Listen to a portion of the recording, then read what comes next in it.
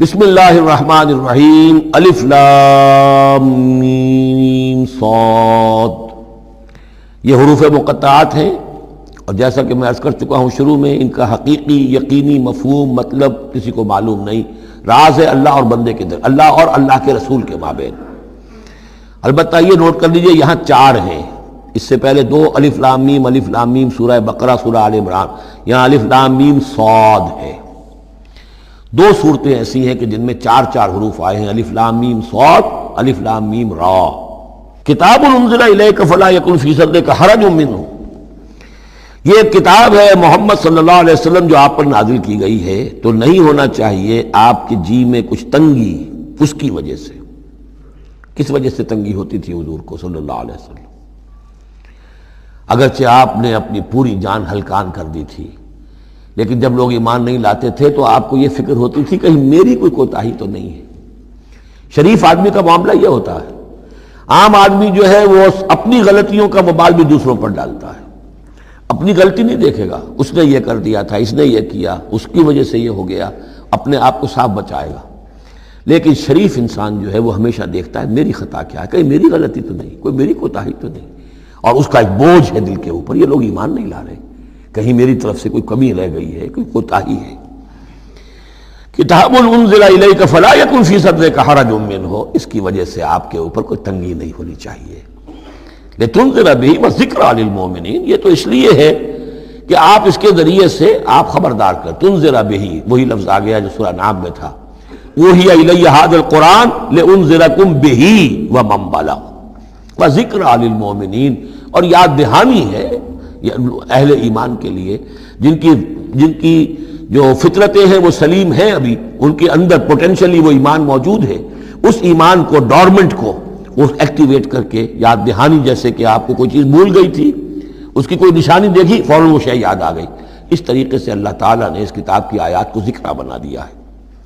اتبعوا ما انزل الیکم من ربکم، پیروی کرو اس کی جو نازل کیا گیا تمہاری طرف تمہارے رب کی طرف سے۔ اب یہ کس کی بات ہو رہی ہے؟ اب یہ لوگوں سے خطاب ہو رہا ہے، پہلے حضور سے صیغہ تھا فلا یکن فی صدرک حرج، اتبعوا جمع کا صیغہ ہے، پیروی کرو اس کی جو نازل کیا گیا تمہاری طرف تمہارے رب کی طرف سے، ولا تتبعوا من دونہ اولیاء، اور مت پیروی کرو اس کے سوا کچھ اور کو اپنے اولیاء بنا کر، کچھ اور کو اپنے ند اور ضد بنا کر ان کی پیروی نہ کرو، قلیلا ما تذکرون، کم ہی ہے جو نصیحت تم حاصل کرتے ہو۔ یہ نوٹ کر لیجئے کہ یہ سورہ اعراف اس اعتبار سے تو قرآن مجید کی سب سے بڑی مکی سورت ہے کہ یہ 24 رکوعوں پر مشتمل ہے اور 206 آیات ہیں۔ 24 رکوع، مکی سورت کوئی اتنی نہیں ہے، اور دوسری جیسے کہ مدنیات میں سب سے بڑی سورہ بقرہ ہے 40 رکوعوں پر مشتمل، لیکن تعداد آیات میں ایک اور سورت ہے مکی جو اس سے بڑھ گئی ہے، 227 آیات ہے سورہ شعراء کی، لیکن سورہ شعراء میں آیات چھوٹی چھوٹی ہیں، تعداد زیادہ ہے، رکوع اس کے کل 11 ہیں۔ مصحف میں 14 صفحات میں سورہ شعراء آ جاتی ہے، جبکہ یہ 34 صفحات میں ہے، تو سب سے بڑی مکی سورت یہ ہے۔ وَكَمْ مِنْ قَرْيَةٍ أَهْلَكْنَاهَا، جیسا کہ میں نے کہا تھا ایام اللہ وَذَكِّرْهُمْ بِأَيَّامِ اللَّهِ، یہ اس سورہ مبارکہ کا اہم عمود ہے، لہذا شروع ہی میں اب اس کا تذکرہ ہو رہا ہے۔ وَكَمْ مِنْ قَرْيَةٍ أَهْلَكْنَاهَا، کتنی بستیاں ایسی جنہیں ہم نے ہلاک کیا، یہ قوم نوح، قوم ہود، قوم صالح، قوم شعیب، یا عمورہ اور صدوم کی بستیاں۔ کم من قریۃ اہلکناہا فجاءہا بأسنا، تو ان پر آ پڑا ہمارا عذاب، بیاتن، یا تو رات کے وقت جبکہ وہ رات گزار رہے تھے، او ہم قائلون، یا جبکہ وہ دوپہر کے وقت قیلولہ کر رہے تھے۔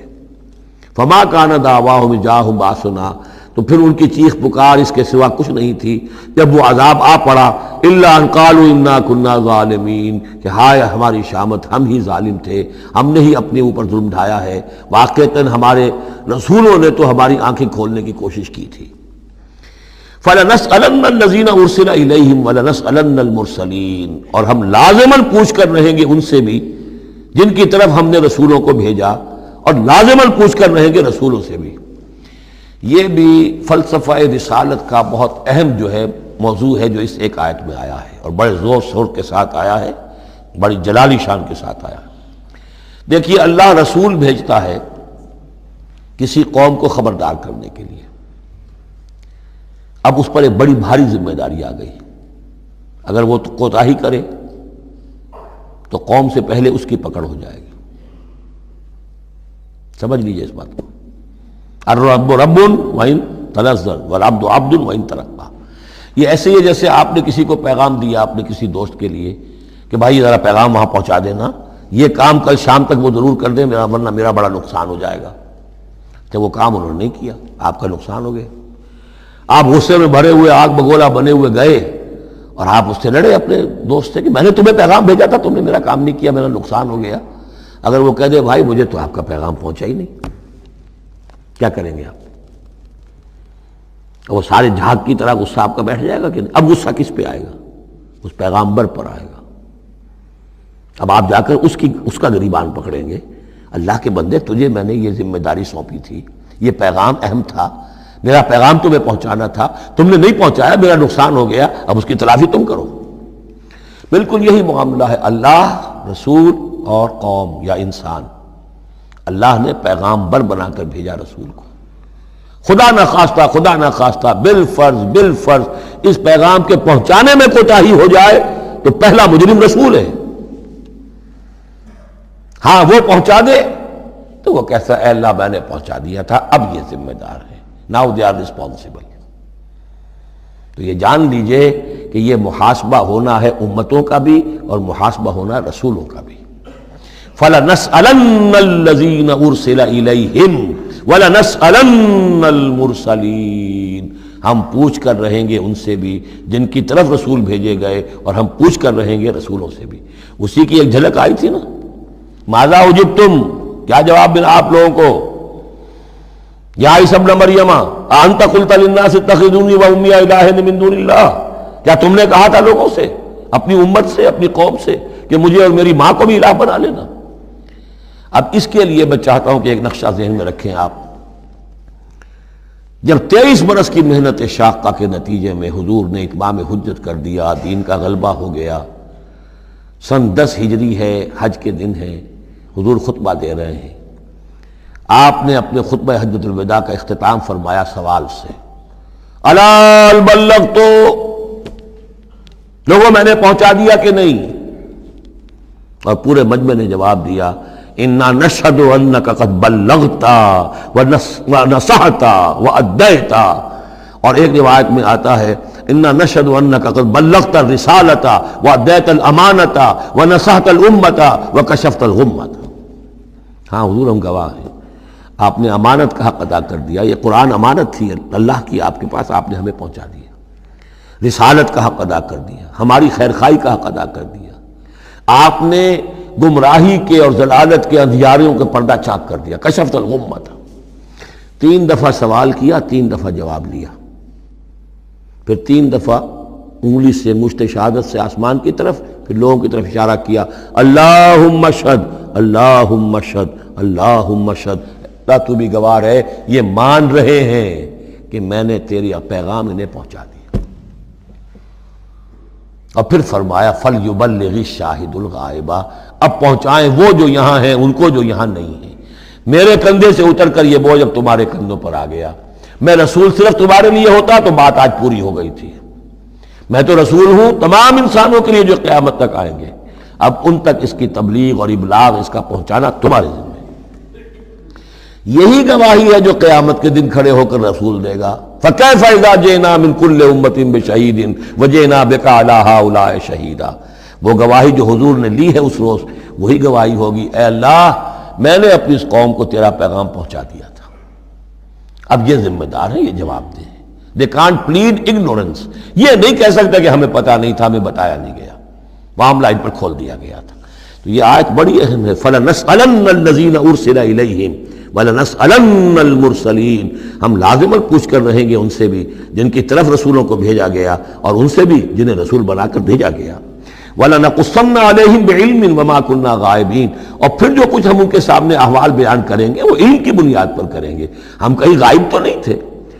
جب جو کچھ ہو رہا تھا، جو کچھ محمد کر رہے تھے اور صحابہ کر رہے تھے ان کے، وہ بھی ہم دیکھ رہے تھے، اور جو کچھ ابو جہل اور ابو لہب کر رہے تھے وہ بھی ہم دیکھ رہے تھے۔